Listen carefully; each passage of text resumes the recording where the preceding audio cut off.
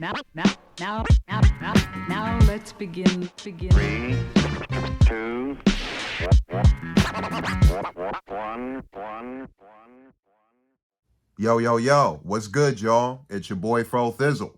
And today, I'm going to be talking about the movies and the stuff I watched in November. So ain't nothing to it but to do it. First up, we got Saloum. And this one's a French-African supernatural type of flick. I really enjoyed this movie through the first half, but then I started losing interest around the fourth quarter. Surprisingly, great acting overall. The Netflix series, $18.99. I enjoyed the first 5 episodes, with episode 5 being the strongest for me. Enjoyed the first half, really disappointed by the ending. Check out my review if you want more details and more FRO thoughts. The Gerard Butler film, Last Seen Alive.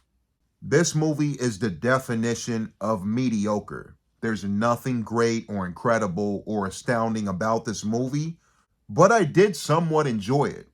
It's a typical, the ex-wife gets kidnapped, the husband and the ex-wife are going through the divorce problems. We've seen it a million times, but I didn't think it was a terrible film. I think Last Seen Alive is a really good background, shut your brain off movie. Nothing special, but not bad, in my opinion. For those that don't know, there was a tournament back in the day where MCs would freestyle battle each other to beats in front of a big-ass crowd. This was called Scribble Jam. And if you want to find them on YouTube, there's a whole bunch of them. Correct me if I'm wrong in the comments, but Scribble Jam ran for about 10 years straight. Great battles, very funny, but there's some very skilled technical MCs. Off the top of the head, shout out to Thesaurus, shout out No Can Do, Franco, Immaculate, a whole bunch of MCs, but I watched the full videos for 03, 04, 06, and 07. And I give them all 10 out of 10. It's a very fun watch. And it's not just the battling. They had the beatboxing, DJ battles, some b-boying going on, really dope shit. Now this next one was an HBO special in the year, I believe, 2000. And this one was called The Blaze Battle. KRS-One hosted it. You got a Dougie Fresh performance. And it's pretty much like Scribble Jam. You got MCs battling each other off the top to the beat. I want to shout out the late great Idea. I've been a fan of his music for a while, but it was really cool to see Idea be the champion of the Blaze Battle. A well-deserved win. Next up, we got A Nightmare on Elm Street, the original OG flick. This one was a rewatch. I hadn't seen it in a couple of years, but I still had a lot of fun with this watch as well. I still think that nobody could play Freddy better than Robert Englund. I think this role was completely meant for him. The dummy effect where the mom gets pulled through the fucking window, it's still goofy, but I still laugh at it. I really still love the movie.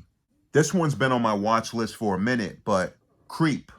I was kind of anticipating this one. From word of mouth, people were saying this one was really good. But I gotta say, I'm not a fan.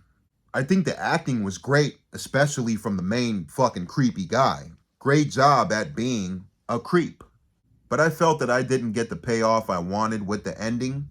I'm aware that there's a Creep 2, but now I'm not as excited to see it after watching the first. The acting wasn't the problem.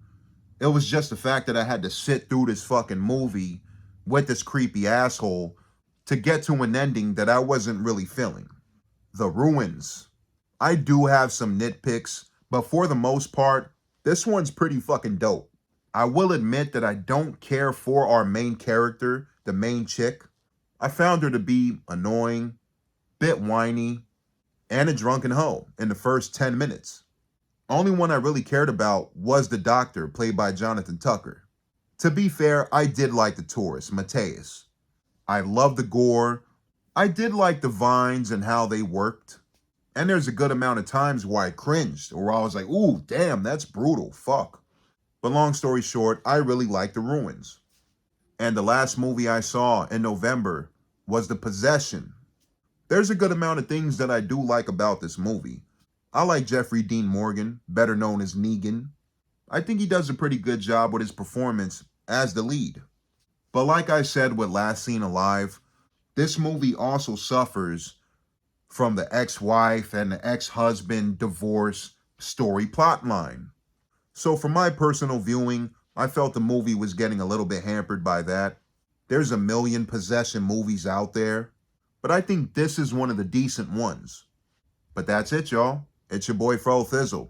Stay tuned for more. Hit that bell, and I'm out. Peace.